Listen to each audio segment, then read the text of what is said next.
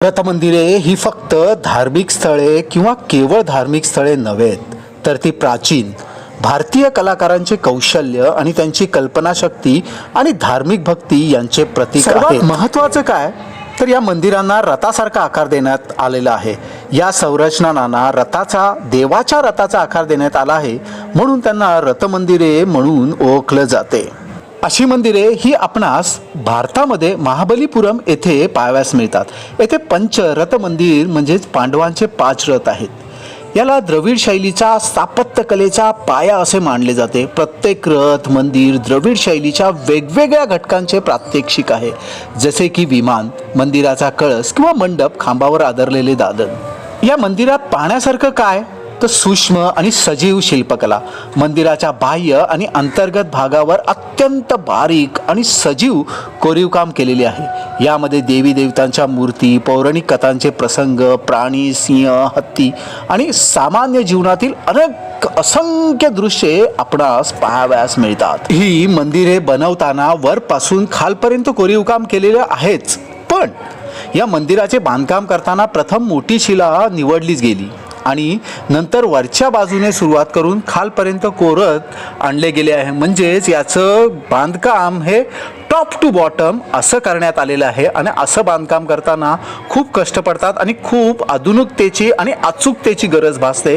हे मंदिर पाहताना आपणास लक्षात येतच. मंदिर पाहताना एक प्रश्न नेहमीच कलाकारापुढे पडतो, नक्की काय पाहायचं. मंदिराचा कोपरा न कोपरा, भाग न भाग अशा सुंदर कोरीवकामाने आणि सजीव कोरीवकामाने तयार केलेला आहे की कुठला भाग पाहावा आणि कुठला पाहू नये हेच समजत नाही. सर्वात महत्त्वाचं असलेला या मंदिराच्या रथाची चाकं पाहताना नेहमी प्रश्न पडतो की या रथाची चाकं या पद्धतीने बनवलीत, ज्या पद्धतीने त्या रथांच्या चाकांचं कोरीव काम केलेलं आहे आणि तो जो संदेश देतात तो अप्रतिम. ही मंदिरे धर्म म्हणूनच पाहायला पाहिजेत असं मुळीच नाही, तर खऱ्या अर्थाने ही मंदिरं पाहायला पाहिजेत ती कला म्हणून.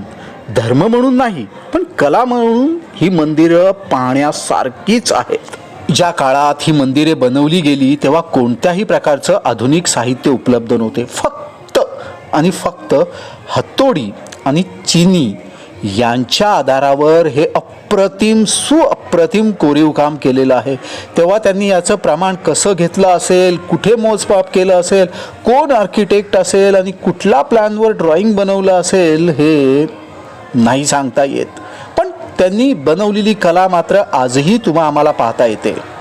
या मंदिरांचं काय पाहायचं तर मंदिराच्या पायावर च्या मधल्या भागावर त्यांनी जे हत्ती, घोडे, सैनिक, लोक, व्यापारी यांचे जे प्रातिनिधिक स्वरूपात जे चित्र बनवलेली आहेत ती खऱ्या अर्थाने त्या काळात कशा प्रकारे लोक जीवन होतं, कशा प्रकारे चालायचं याचा हा आधुनिकतेला निसंदिग्ध